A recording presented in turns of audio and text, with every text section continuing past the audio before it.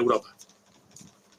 Precisamente hablando de Europa, en las últimas horas ha habido movimientos, sobre todo por parte de los países bálticos. Vistoret y Ezequiel, quiero preguntarte a ti por esta cuestión, en concreto la inteligencia de Estonia, que dice, bueno, pues un poco la línea de lo que están diciendo Alemania, Dinamarca, son ya muchos países los que parece que tienen el mismo mensaje. Dicen que Rusia se prepara para un conflicto con Occidente, algunos hablan de 3 a 5 años, Estonia dice que en los próximos 10 años.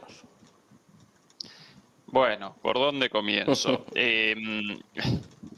El argumento de una avanzada imperialista por parte de Rusia carece por completo de fundamento. En ningún ámbito académico de estudio de relaciones internacionales más o menos serio, desideologizado, independientemente de la línea seguida por cualquier investigador, bueno, representa una soncera, sencillamente. Las causas de la guerra parecen clarísimas, responden al avance de la OTAN hacia el este de Europa y finalmente la reacción de Rusia. Y esto no porque Rusia represente una entidad buena, benéfica o algo angelical, sino sencillamente porque Rusia carece de interés por la conquista del este de Europa, el centro de Europa, el resto del mundo y todas estas tonterías,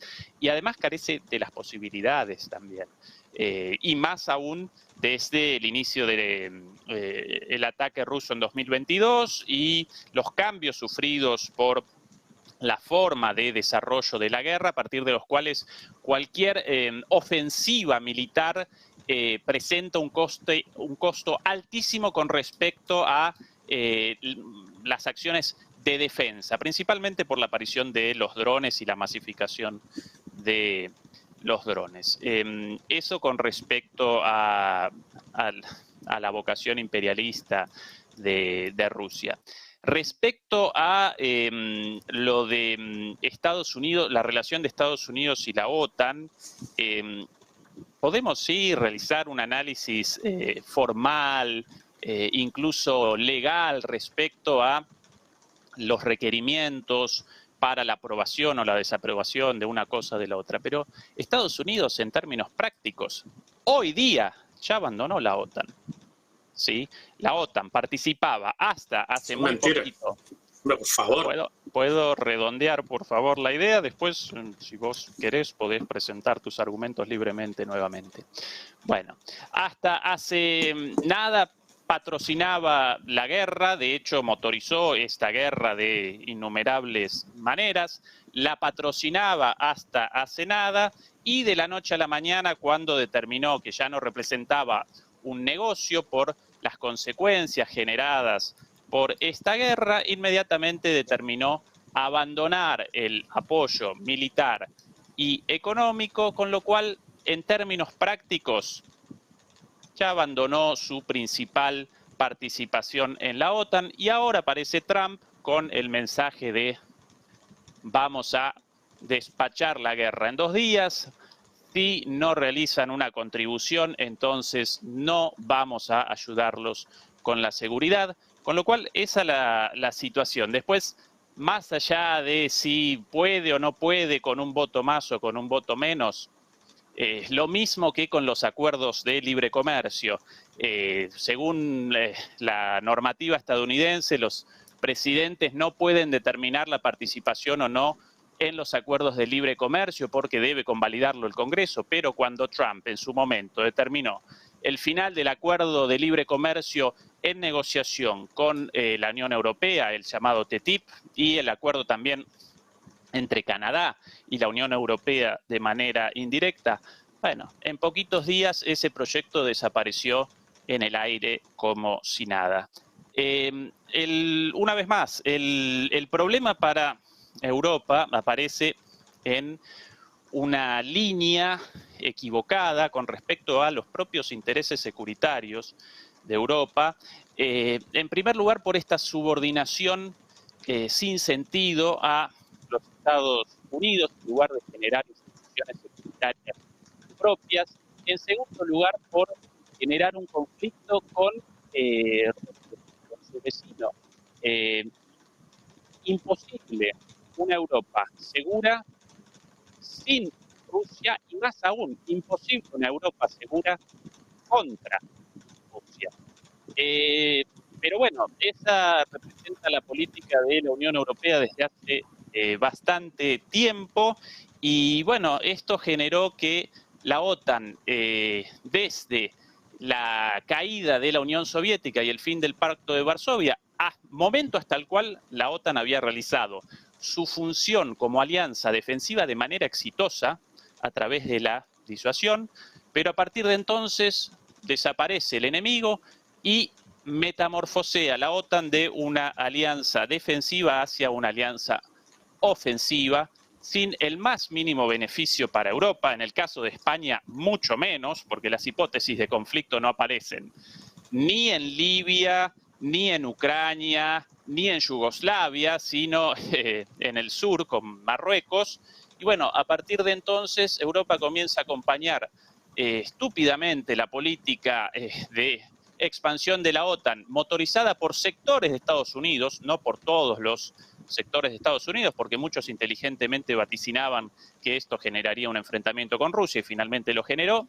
Y ahora aparece en esta situación: subordinación a Estados Unidos, incapacidad defensiva, y los Estados Unidos de repente la abandonan, no solo militarmente, sino que incluso determinan también la interrupción de los envíos de gas después de la voladura de los gasoductos Nord Stream 1 y Nord Stream 2, volado, por cierto, verdad sabida por todos, por los propios Estados Unidos, para generar la interrupción de la relación con Rusia. Ahora los Estados Unidos determinan temporalmente al menos la interrupción de los envíos de gas. ¿Cuál es el gas utilizado por Europa en este momento? Básicamente gas licuado proveniente de Rusia a un precio muchísimo mayor. Esa es la situación general de un conflicto político. Bueno, después también podemos realizar análisis sobre cuestiones militares específicas, pero ese es el fondo de la cuestión y es el atolladero en el cual aparece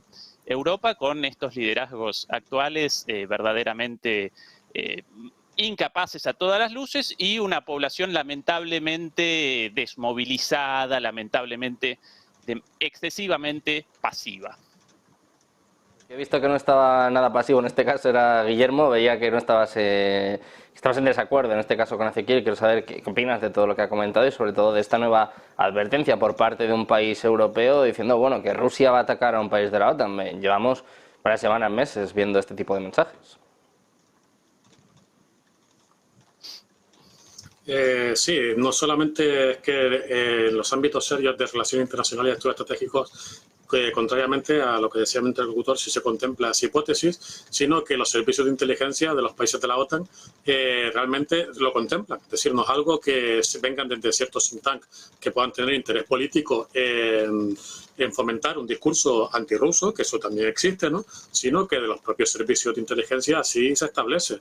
Y la política militar rusa también está enfocado en esa dirección. Hay que ver las reformas militares que ha iniciado Rusia a final del año 23 y comienzos del año 24, en el que hay una gran concentración. Ya veremos si tendrán capacidad o no, pero los rusos dicen que sí tienen capacidad para rearmar y concentrar una gran masa de maniobra frente principalmente a los países bálticos y Finlandia. Es un cambio de la postura militar bastante importante.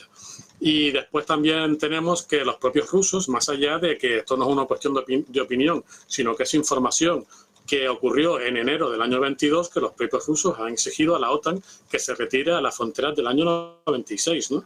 Es decir, no es una hipótesis en base a investigar lo que piensan los académicos rusos y los generales, como yo he hecho durante años, ¿no? Y de ahí que pudiera anticipar la guerra en Ucrania con mucho tiempo de antelación, sino que es que los propios rusos, ya decir, no lo escriben ciertos politólogos en sus documentos, sino que la propia diplomacia rusa exigió esa retirada, ¿no? Como un nuevo marco de seguridad. Y de ahí unas preocupaciones que lo que dicen estos papeles que publican, porque el estonio se puede leer, es un PDF de unas 90 páginas aproximadamente, lo que dicen, porque es que si en el caso que Rusia, que los rusos dicen que tienen una capacidad de remodernizar o de actualizar unos 2000 y pico tanques al año, ¿no? Varios miles de blindados, etcétera, pues que en el caso de que gane la guerra en Ucrania próximamente y se deje a Ucrania, es decir, y se deje la capacidad industrial rusa con las cifras que dan los propios rusos, en pocos años tendrían un ejército bastante considerable, ¿no? Y si además tenemos en cuenta que no todo, es decir, que consigan dividir a la OTAN, por ejemplo, si gana Trump, que aunque no puede retirar a Estados Unidos de la OTAN, desde luego va a tener mucho menos apoyo que en el caso de que hubiera un presidente, eso es evidente, porque lo que podría ocurrir es que en caso de un ataque de Rusia contra la OTAN, si hubiese un presidente, se invoca el artículo 5 y sencillamente Trump pues, decide no mandar tropas, ¿no? Eso podría ocurrir. Pero también en desacuerdo, teniendo en cuenta que eso sí podría ocurrir sin que Estados Unidos se retire de la OTAN, el presidente de turno podría tomar medidas ejecutivas para defender solamente un poco a la OTAN, no un mucho como dictan los propios planes defensivos de la OTAN, que se hacen cada año y respecto a los planes defensivos que se hacen y que se hacen en maniobras cada año, esto también niega lo que estaba diciendo mi interlocutor de que Estados Unidos ya ha abandonado la OTAN. No, el Congreso para sacar el tema del acuerdo de la frontera con México pues está paralizando como un toma y daca para que le den el acuerdo en esto y entonces ya desbloquear lo otro. No es que el Congreso o muchos de los republicanos, sino que de una manera, en mi opinión, irresponsable, lo usan como correa de transmisión, ¿no? Para el chalaneo político. Y cualquiera que esté bien informado de lo que ocurre dentro de la OTAN, Estados Unidos está desplegando armas desde el año 22, el número de tropas hasta la actualidad, en decenas de miles de soldados. Y por tanto, a día de hoy no se está desconectando. Otra cosa que si gana Trump, como digo, a la hora cierto, pues podría poner a negar completamente pues la eficacia de los recursos americanos merme mucho, ¿no? Y eso aliente una agresión militar rusa. Eso es en lo que no estaba, en esos puntos con los que no estaba de acuerdo con el interlocutor. Bueno, pues más allá de todo esto, veía que nos decían que